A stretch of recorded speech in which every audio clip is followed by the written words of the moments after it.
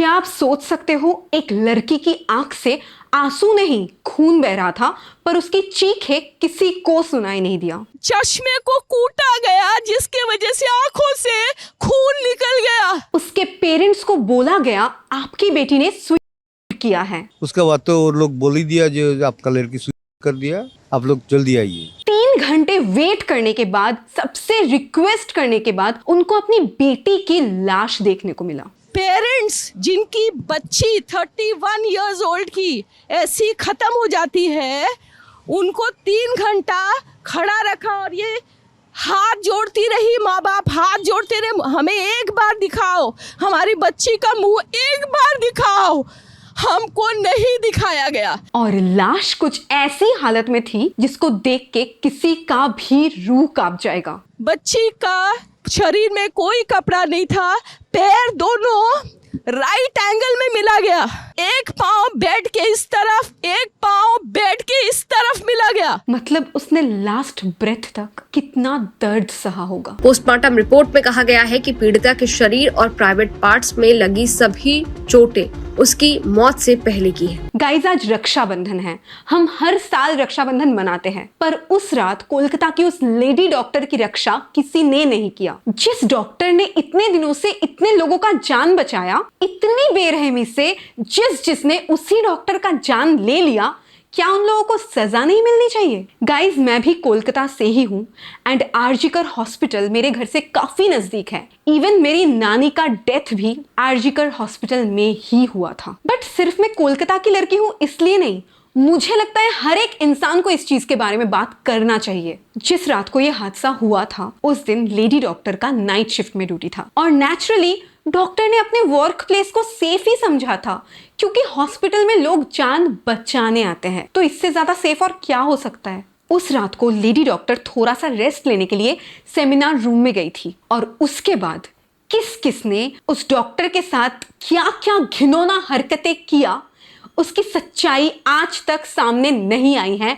Almost 10 दिन होने वाला है। 9 अगस्त 2024 को एक पोस्ट ग्रेजुएट ट्रेनिंग डॉक्टर की डेड बॉडी मिली और मुझे इस बात का गुस्सा आ रहा है कि जिसने भी ये घिनौना हरकत किया है, वो आज भी जिंदा है और हमारे बीच में फ्रीली घूम रहे हैं। अगले दिन सुबह उस डॉक्टर के मम्मी पापा के पास कॉल गया कि आपकी बेटी ने सुसाइड कर लिया है। हम लोग समझ गया था हमारा लड़की का, और नहीं है ये नहीं समझता, लेकिन बहुत बड़ा कुछ हो गया था। जब कॉल आया ये तो रोने लग गया, या हमारा लड़की कुछ हो गया।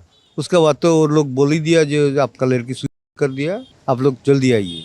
और डॉक्टर के मम्मी पापा तुरंत हॉस्पिटल चले गए अपनी बेटी किस हालत में है देखने के लिए। हॉस्पिटल में जाके उन्होंने 3 घंटा वेट किया, हर किसी से रिक्वेस्ट किया, फिर जाके 3 घंटा बाद उनको अपनी बेटी की लाश दिखाई गई। हाथ जोड़ती रही, माँ बाप हाथ जोड़ते रहे, हमें एक बार दिखाओ, हमारी बच्ची का मुंह एक बार दिखाओ।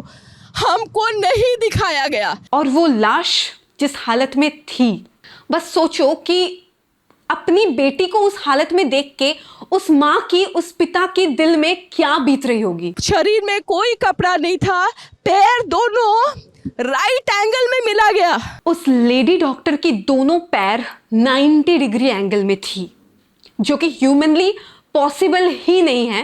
राइट एंगल में एक पाँव बेड के इस तरफ, एक पाँव बेड के इस तरफ मिला गया। जब तक पेल्विक गर्डल नहीं टूटता है, इस तरह 2 पाँव को नहीं चीरा जा सकता है। उसका पेल्विक बोन भी टूट चुका था, उसके आंखों में कांच गड़े हुए थे और आंखों से खून निकल रहा था। उसकी पूरी बॉडी में 100 से भी ज्यादा बाइट्स और स्क्रैचेस का निशान था। उसकी गर्दन की हड्डी भी टूट चुकी थी। কোথাও দাঁতের কামড় বসানো, কামড়ে মাংস তুলে নেওয়া, আর কোথাও হচ্ছে সরাসরি প্রেসার দিয়ে শ্বাসরোধ করে খুন করা। उसकी प्राइवेट पार्ट से भी खून निकल रहा था। उसके प्राइवेट पार्ट में हेयर क्लिप लगाया गया था। এমনকি হাতের আঙুলের নখ উপড়ে নেওয়া হয়। মাথা থেকে পা পর্যন্ত আমরা সূত্র মোতাবেক জানতে পারি প্রায় 100র উপর নাকি শুধুমাত্র ডিপ কামড় যাকে বলে সেই দাঁতের কামড়ের চিহ্ন রয়েছে। How inhuman. और इस घिनौनी क्राइम को हॉस्पिटल वालों ने सुसाइड का नाम दे दिया था। पर जब डेड बॉडी को देख के सबको समझ में आ गया कि यहाँ पे एक बहुत बड़ा क्राइम हुआ है, तब आरजीकर हॉस्पिटल के प्रिंसिपल ने यह कहा कि इतनी रात को वो लड़की वहां अकेले क्यों गई थी, मतलब गलती उस लड़की की थी। ये क्राइम अगर उसके खुद के बेटी के साथ होता तो क्या वो ये कह पाता। और जब ये खबर सामने आया कि इतनी बड़ी क्राइम की सच्चाई छुपाई जा रही है और जो क्रिमिनल्स हैं उनको बचाने की कोशिश किया जा रहा है, तब पूरे कोलकाता में बहुत ज्यादा प्रोटेस्ट चालू हो गया। और तब प्रेशर में आके उस प्रिंसिपल ने रेजिग्नेशन लेटर दिया। आप आज रिजाइन दिए सर, इसका कारण सर? इसका कारण है मेरा बदनामी हो रहा है, मेरा बदनामी हो रहा है सोशल मीडिया में, मेरा मुख पे कुछ भी बोली जा रहा है, इसके कारण से। और एक ये जो लड़की का डेथ हुआ डॉक्टर, ये लड़की मेरा लड़की जैसा है, एक पेरेंट्स होने का नाते मैं रेजिग्नेशन देना सोचता हूँ। बट उसका रेजिग्नेशन एक्सेप्ट ही नहीं किया गया। He was transferred from this place. That is how his power is here. उनको दूसरे मेडिकल कॉलेज में ट्रांसफर किया गया as a principal of that college. Dr. Sandeep Ghosh has been banned from all academic activities. और जिस room में ये crime हुआ था, बोला जा रहा है कि उस रूम में कोई सीसीटीवी कैमरा था ही नहीं। पुलिस रिपोर्ट के मुताबिक उस रूम के आसपास में जो कैमरास था, उस कैमरा के फुटेज में एक सस्पिशियस आदमी दिखा एंड सेमिनार रूम से उसी का हेडफोन मिला था। और जब पुलिस ने पूछताछ किया, उस आदमी ने एक्सेप्ट भी कर लिया कि उसी ने ये किया है।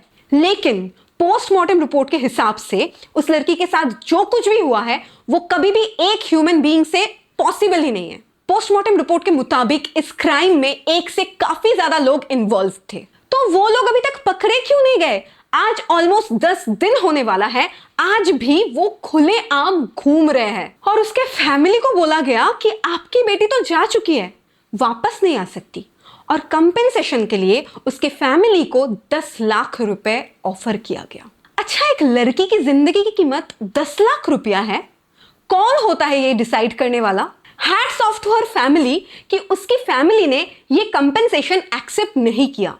और एक बात मैं बताती हूं, जितने भी लोग सिर्फ कोलकाता में नहीं, पूरे इंडिया में, पूरे वर्ल्ड में इस चीज को लेके प्रोटेस्ट कर रहे हैं ना, वो लोग अगर 1 रुपया करके भी देंगे तो भी 10 लाख रुपया से ज्यादा ही होगा। तो रक्षाबंधन के दिन मैं हर एक लड़की से यही बोलना चाहूंगी कि अपना रक्षा खुद ही करो।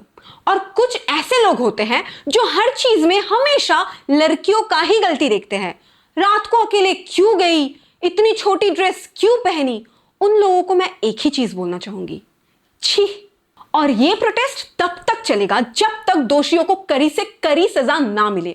और मैं आप लोगों से भी रिक्वेस्ट करूंगी कि प्लीज इस केस को दब जाने मत दो। हर जगह इसको लेके आवाज उठाओ। कुछ भी हो जाए, ये प्रोटेस्ट रुकना नहीं चाहिए जब तक जस्टिस ना मिले। We need justice.